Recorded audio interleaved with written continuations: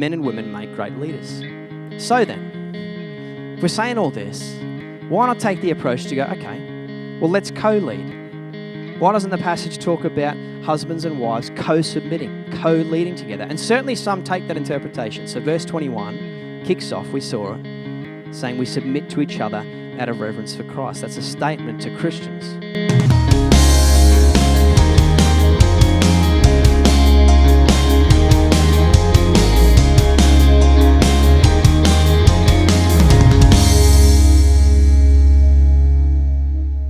Guys, I'm Jason. I'm one of the pastors here at Lifepoint. Again, a massive welcome to you if you're new. We just hope that you find family here, you find friends, you find a community of people that'll just love you more than anything else. We have a God who loves us, and He's called us to love each other just as we love Him. And so, yeah, hopefully you just get to see a bit of that kind of in reality, I guess, in a community. I'm preaching tonight on week 4 of a series we've called Beautiful Church, which is about a letter to the Ephesians, the church or the churches at Ephesus, written by Paul. And I'm going to get stuck into a passage tonight that I'll share a little bit about soon. But I want to kick off firstly with the best gardening tool that I've ever discovered. All right, I'm sorry, young people, if you don't garden yet. Maybe pay attention, because this could change your life later on. It's very efficient. So if you don't like gardening, let me just show you what it is, because it's about to change your world. It is the battery-powered circular saw. Is anyone with me? Has anyone given this a go? David Buchanan, all right, we've got one. This thing, you should take your notepads out, because this thing goes, all right? This thing works, and it is absolutely brilliant. Next to our house, there's a whole bunch of trees and overgrowth that I need to get stuck into one day. And I had the little bush saw, and I'm hacking away, and it's just taking forever. So I thought there's got to be a better way. I'm a guy of efficiency. I love things to be quick, get it done with. And so I went hunting and I found this in the garage and I'm like, you know what? Let's have a go. So I'm getting stuck into these little branches, doing it properly, 2 hands on the thing, just snapping away, zinging all these branches off. And it's working, to be honest, a little too well. Because I start seeing the big branches and I thought, all right, let's tackle the big stuff because I'm sick of trimming the little stuff. Let's get it all. So I'm talking 100 mil sort of branches. That I realised, all right, I can try and tackle it like this, but then, lo and behold, my thumb hits the trigger. Sorry, my finger can hit the trigger and my thumb can hit the safety in the one hand. So now I know I don't need both hands on the thing. I can just cowboy it with one hand. So I'm holding onto the branches with my left hand, and I'm just going to town, cutting through this stuff like it's 2x4 ready to build a house. Just going to town. Working brilliantly. Like just the best gardening tool. So efficient. Anyway, I'm getting up, so I'm sort of getting done what I need to do. And right next to the corner of our property is a big pine tree. It's massive. And it's got these branches that go over our roof that the possums run into our house with. So I'm like, I've got to tackle that. But this stuff's like 3 meters plus up in the air. So I'm like, all right, I can do this one-handed now. It's time to get the ladder. So I've put the ladder up against the tree. The little clip things don't work, so it's not even locked in. It's just sort of leaning against the tree. I don't have shoes on. It's a little bit wet. And I'm hugging the tree with my left arm on the second top rung. This hasn't been recorded, is it? It is. That's a shame. And I'm holding this in my right hand and just going to town above my head. Just completely cowboy. Just cutting at these branches. And it's so good that I just keep going. It's just running, and I'm just kind of cutting away at all these branches until finally I stop just long enough that sound stops, and I hear my neighbour yell out and go, Jace, Jace. So I'm holding on, and I'm like, oh, what?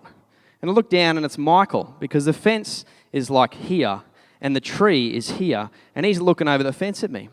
And I realise in that moment that I've gone way too far, because the expression on his face is just horror and disbelief. And he's holding a big pole. And he goes, I think you might want to use this instead of that if you'd like. And I realise as I look at him and he's holding a bush saw, that's one of those extended bush saws, that I've gone too far. And so I said, yeah, Michael, that would be good. Can I borrow that? Thank you, sir. And I climbed down the ladder.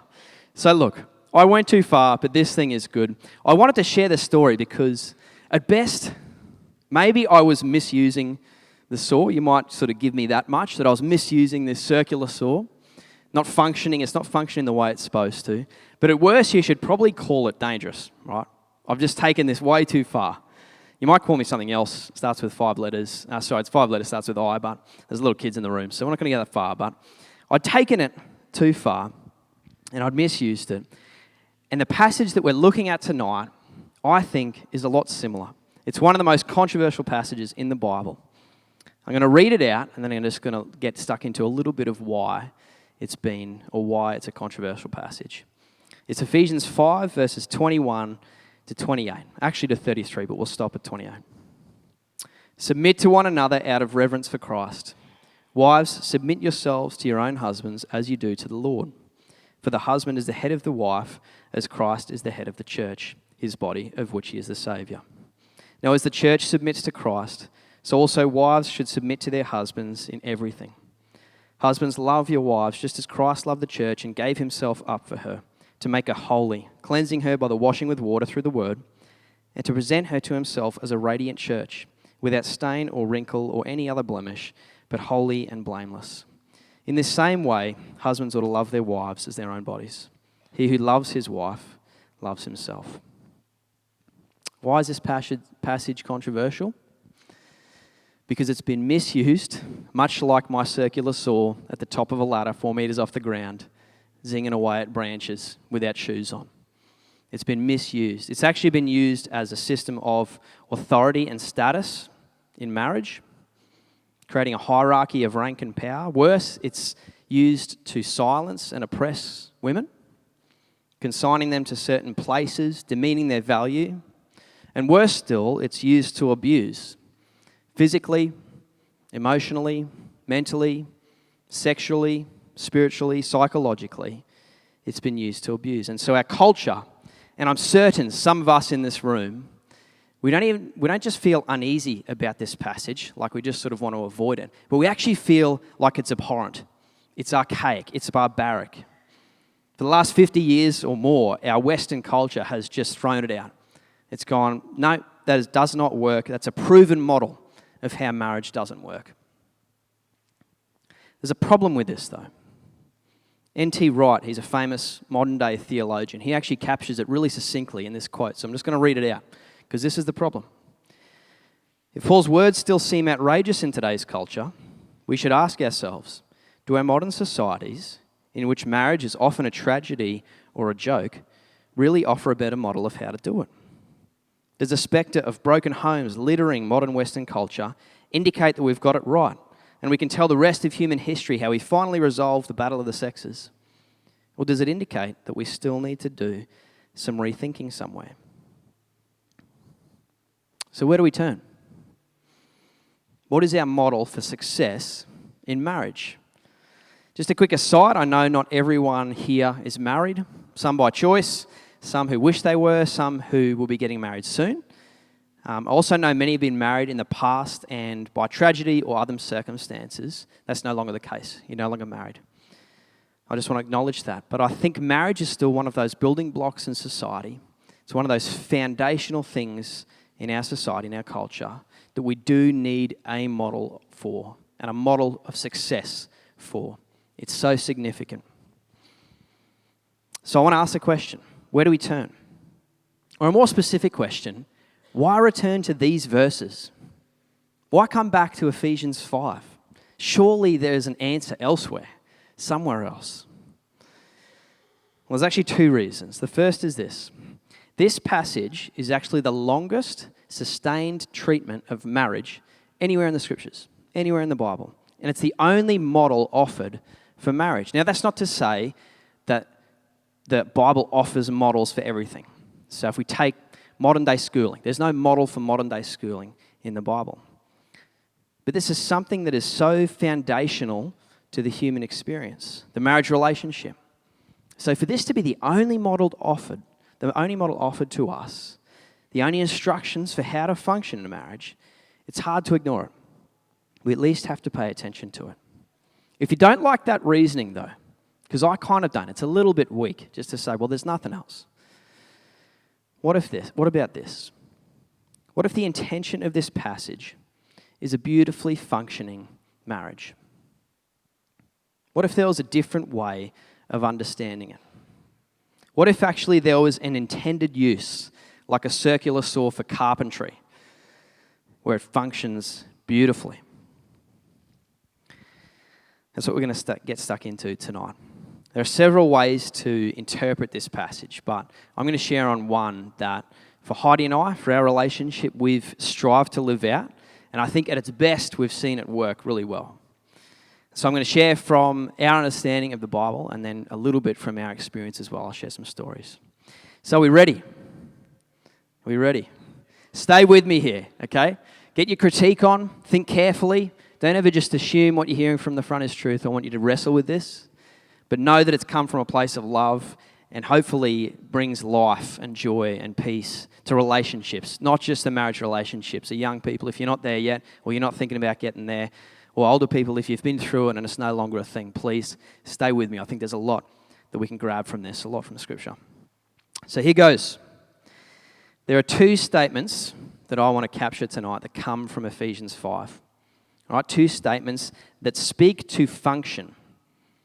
When they're functioning well, I think it actually looks like a ballroom dance. If you've seen a ballroom dance done by professionals, not by me, professional couple that beautifully move just gracefully around each other, I think actually a marriage can look like this as we live this out in its best form. So here we go. Here are the two statements. The first is this: God has called wives to recognize and, when appropriate, to yield to their husband's leadership in marriage. And then the second statement is God has called husbands to lead a marriage exclusively through sacrifice and self-giving love. Let me read them again as you soak them in.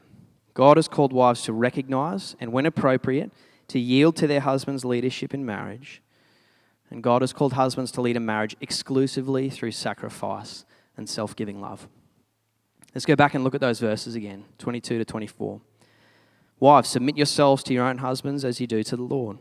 For the husband is the head of the wife, as Christ is the head of the church, his body, of which he is the Saviour. Now, as the church submits to Christ, so also wives should submit to their husbands in everything. This is a functional statement. Nothing more. Let me explain. Leadership is a requirement in every situation. In fact, I can't think of an environment where it doesn't happen. It isn't just a thing.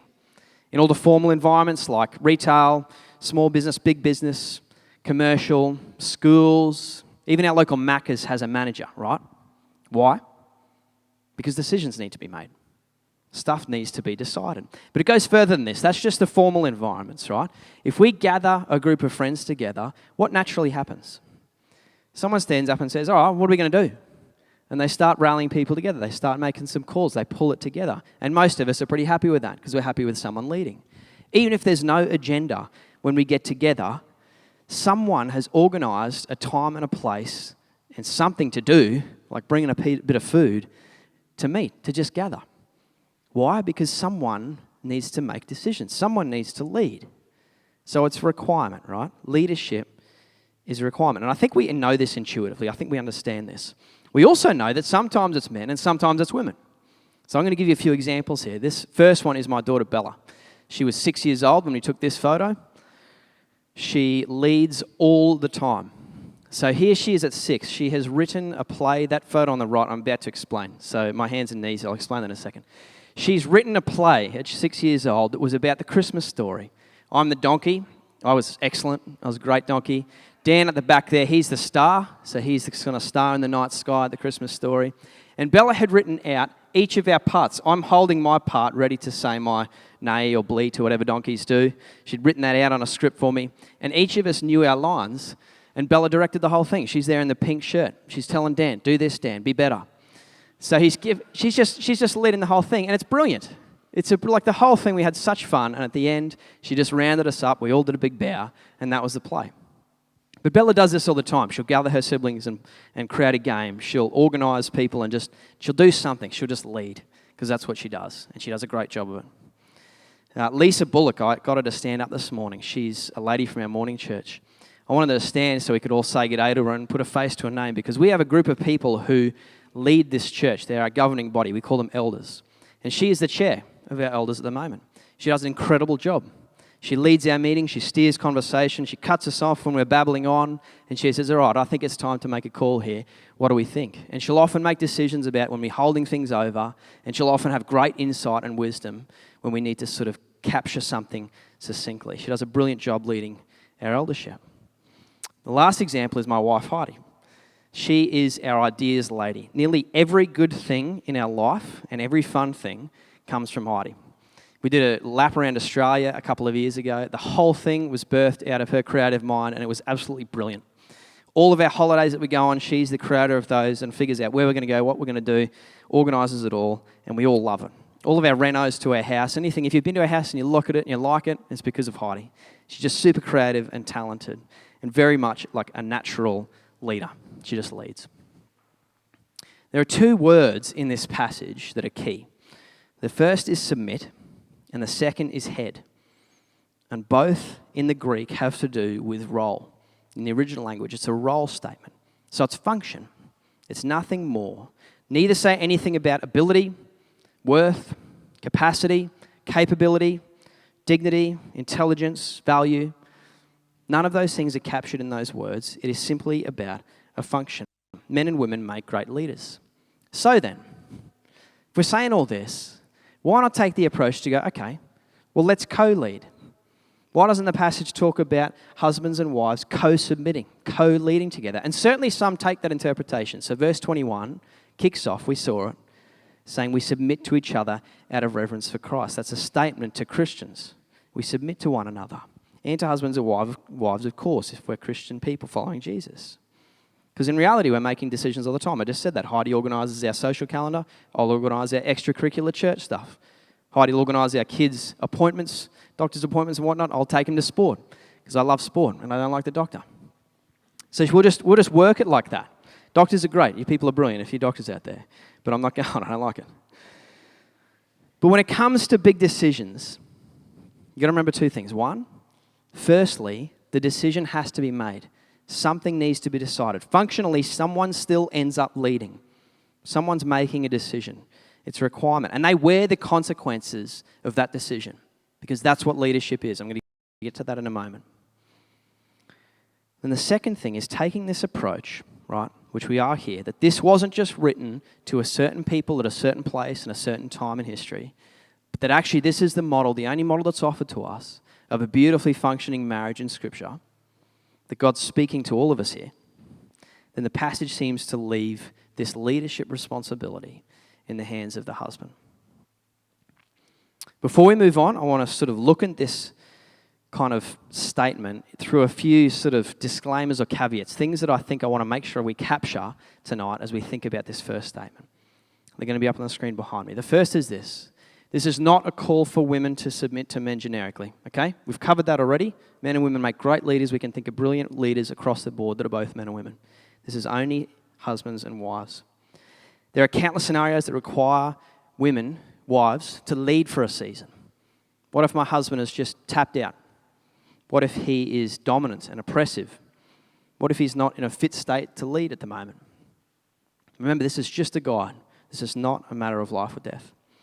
The third is the leader bears responsibility for the outcomes of decisions made, because that's what leadership is.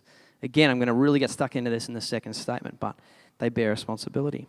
Submit does not mean silent. Remember, this is a role word. Think of it a little bit like a good workplace. There's collaboration, there's sharing feedback, there's open communication, there's conflict, there's healthy conflict as people put forward and they disagree. And there's a great discussion because that gets the best out of it. It gets the best out of everyone. And then in light of everything, someone still makes a decision. Someone leads. So submit does not mean silent. It means gathering, but then someone's still leading. This is a wife's choice, not a husband's responsibility to let a husband lead. I cannot stress that enough. This is something the wife does of her own volition. Says, yes, I'm going to lay myself down and let you lead. There are limits to submitting, especially when it goes against God's word. I think that's a given. Submission is a call for all Christians to put others before themselves. Again, we just covered that before. And then the last one is this. Leadership in the Bible is always a privilege, a responsibility. It is always a responsibility, never a privilege, as exemplified by Jesus, who gave his life for the church. Herein lies this kind of perfect segue for me into the second statement. And it's this. God has called husbands to lead a marriage exclusively through sacrifice and self-giving love. Ephesians 5:25. I won't read the rest, we'll just sort of capture it here. Husbands, love your wives, just as Christ loved the church and gave himself up for her. There are plenty of leadership models out there, plenty of leadership literature, plenty of examples in the Bible of leaders. Some are good, some are bad, but husbands, if we are to follow Jesus, then there is no other way for us to lead. There is no other way. We must lay down our lives. Leadership is not these things. It is not status. It is not title. It is not authority. It is not oppression, micromanagement, belittling, dominance, arrogance, control, privilege, power. You could list another 10 things on that list that are quite obvious at face value. We know that leadership isn't these things, and yet this is what we see time and time again around us in different relationships, the workplace, politics. Leadership is taken as this thing because we're broken people, that when we have a sort of a title, a moment of power, then we can abuse it. And that's how this verse has gone very wrong. But leadership is not these things. We actually sort of know this, that the best kind of leadership, not just in marriage, but in any environment, is none of these things. Good leadership looks very different, but especially as Jesus followers and in the home as we lead our families, leadership, husbands, looks like laying down our lives. It's completely opposite to that. Let me share a couple of stories and a few more things about this one. Aesthetics don't mean much to me. If I'm dressing well, it's because my wife has dressed me. If I'm dressing poorly, it's because Heidi's had nothing to do with it. So there's a heads up next time you see me dressing like a bogan.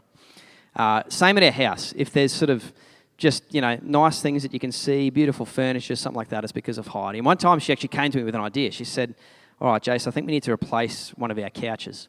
Now, this is the couch here that we ended up getting. She's pretty thrifty, so she's gone looking online. She's found one of the fantastic furniture, nice and cheap budget furniture. Did the job, especially with little kids where they get trashed anyway. No offense, kids, you guys are awesome. But we was like, okay, this is going to work. And we kind of thrashed it out. I took some convincing because I'm like, I don't really care. Aesthetics don't mean much. I'm just happy with our couch. But I thought, all right, let's do it. I thought it's coming up to her birthday, so why not? You might know where this is going already. It's embarrassing to tell you the story. Her birthday came around. The kids have got her some little presents, and we're doing the sort of sit-down thing. They give her the little hand scrawls and pictures and whatever as little kids, and she's loving it. And then we sort of pause, and she looks at me a little bit expectantly. And I said, well, we got the couch, so I kind of thought, that'd be your birthday present. Yes, you can abuse me. I got absolutely hammered this morning. That's okay. I got many a boo, actually, from the audience. Rightly so. It went down really well. Heidi was like, yeah, look, I totally understand. That's great. Fair enough. That's not at all how she responded. She was absolutely shattered. Rightly so. Very disappointed. She was still very gracious, as she is, but it sounds like a silly example. All right. I realise that as you listen to this. But here's the underlying problem. Here's the sort of tone of what was going on here.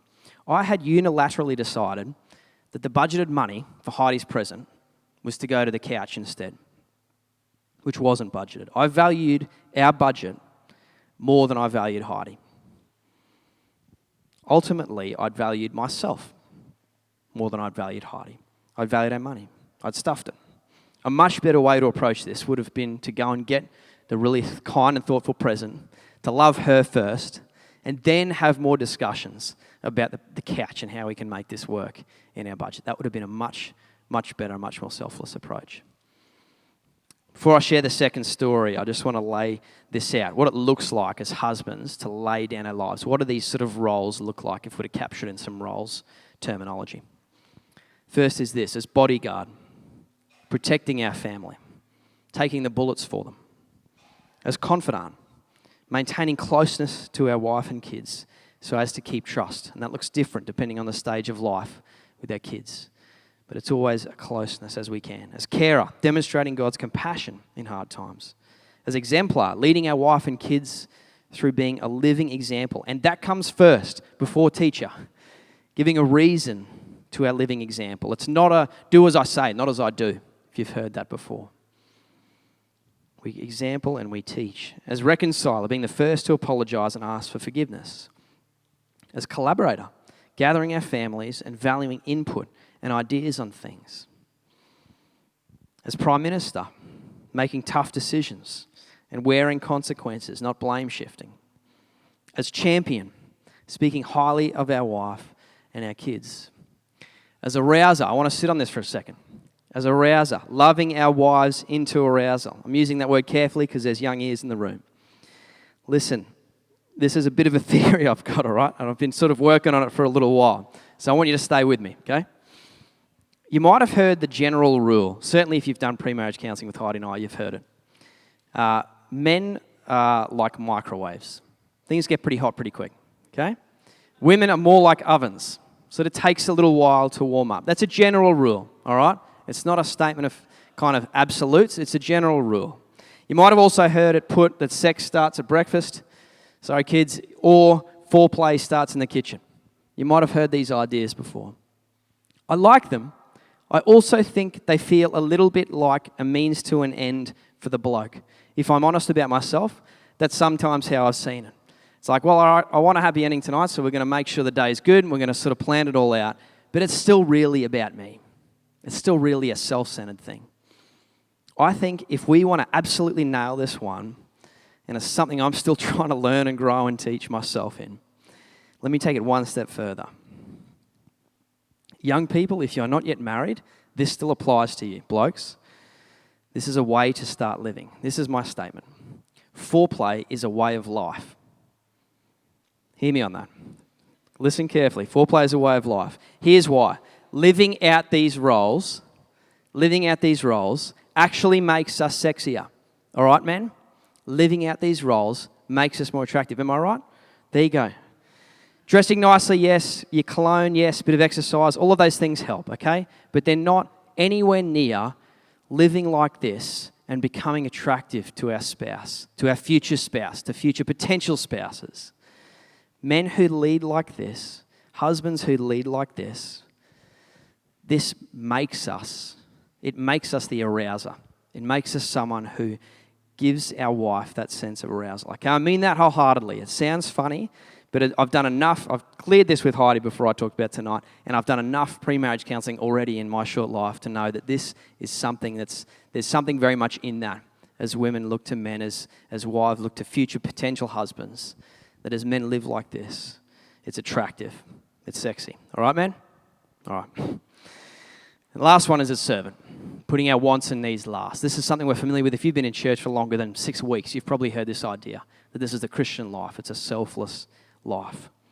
We put our wants and needs last and lesser priorities. Let me share this last story and I'll wrap it up. This is our old dog, Mia. She died a few years ago. That's her with our family on the left when they were little kids. That's her with Lily, who cried herself to sleep for months and months afterwards, after we lost her. And since then, Heidi has been bringing up this idea to me for the last few years. Jace, we really need to get a dog. I think it would be brilliant. I think our kids would love it. Our family would love it. It's like the story before the big catch. It doesn't sound like a big deal, but this is a big deal. Trust me, it's a big deal for me. Because I don't know. I came up with all the excuses. It's going to wee and poo in the house. It's going to be a hassle to look after. When we go camping a lot. We're going to have to organise babysitters for the dog. They're going to drag the filth into the house all the time. It's already dirty enough with kids. Like all these things are just going to happen that are just painful. Anyway, so we went back and forth. She kept bringing up the idea with me. So much so that our daughter Lily is sitting down the front here. She said this to me. She said, just so you know, Dad, I'm praying that God changes your mind on getting a dog. Which is a bit of a stitch up, right?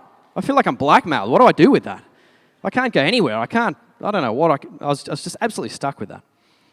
Anyway, we now have dogs. These are our dogs. Thank you. Why we have 2 of them, that's a bit more of a story. I don't have time for that tonight. I'm still not their biggest fan.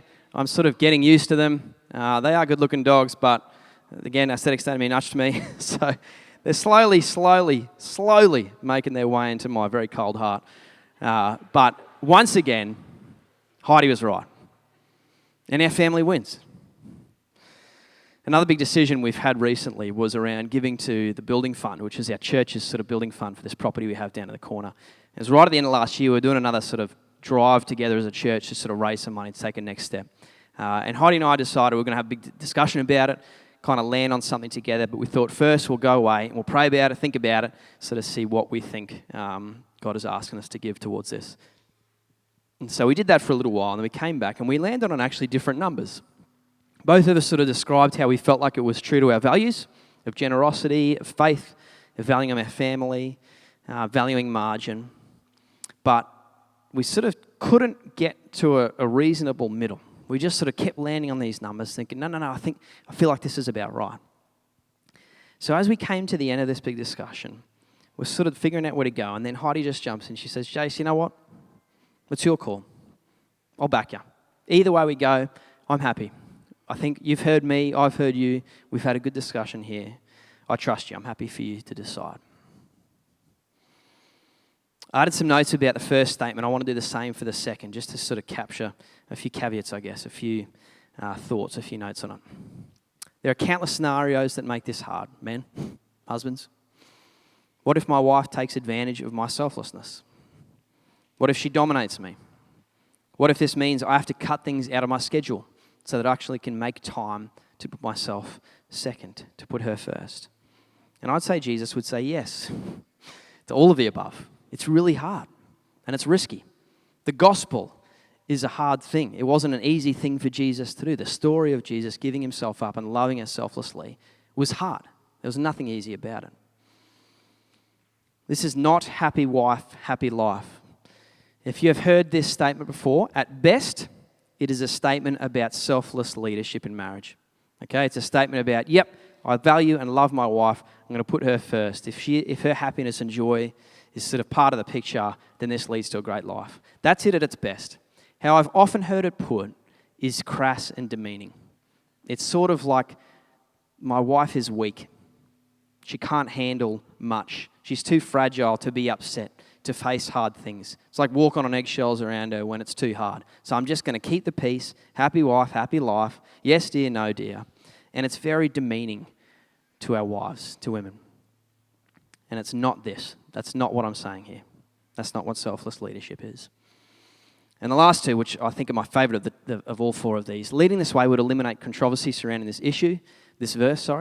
I think that's absolutely spot on, because leading this way would make it easy for our wives to fulfill their calling. Because it's selflessness, it's sacrifice, it's self-giving love. Can you see how this is beautiful? It's like a dance. What does it mean to lead? It means to submit. Leadership is to submit all of yourself to your wife, to your family, to elevate them above yourself. That's what it means to lead. And as our wives then follow suit, as they do this too in their role, it is like that beautiful ballroom dance I was talking about, where both are playing their roles and both are elevating the other and both are moving around each other in a beautiful, graceful pattern. There is a beauty to this. Imagine this passage becoming a model for marriage again. Not because we're preaching it, but because we're living it. Because people would say, why do you love each other so much? What's going on here? How do you do this? It's a bit revolting, to be honest, how much you love each other. But I kind of want to know why. It would be powerful. And it's never too late to start. For those of you who are married, been married for a little while, it's never too late to start. And I hope, and as I look around, there are fantastic and beautiful marriages in this place. It was the same this morning. Many of you are modeling this, and it's brilliant. Because it's this godly love. It's this godly intention for marriage. It's never too late. I'm going to pray just to finish up, but I want to leave just, I guess, something for you to do if you're an action type person. You don't just want to sit and reflect on this. You want to sort of take something away from this. It's a question to hopefully everyone in this room. Hopefully it applies to all of us. Because there's three questions directed to three sort of categories. The first is husbands. What is one thing I can do to show my wife that I love her more than myself? One thing I can do tomorrow. Write it down even. Wives, what's one thing I can do to show my husband that I respect him? And then the last one for single men and women. What's one thing I can start doing to practice selflessness in a close relationship? Because again, there's all underneath that verse that we submit to each other out of reverence for Christ. That is the Christian life. That is the model that Jesus gave to us. That's what he did for us. I don't have this in my notes, but there's this passage where Jesus talks about one day washing our feet. He did it to his disciples, but one day washing all our feet, one day serving us all at his table. We sit down and he is serving us. That is just mind-blowing. But that is the Christian model. That is the following Jesus model. That is a model for all of our relationships. It's selflessness. So I'll give you 30 seconds to think on that, and then I'll pray to wrap it up, eh?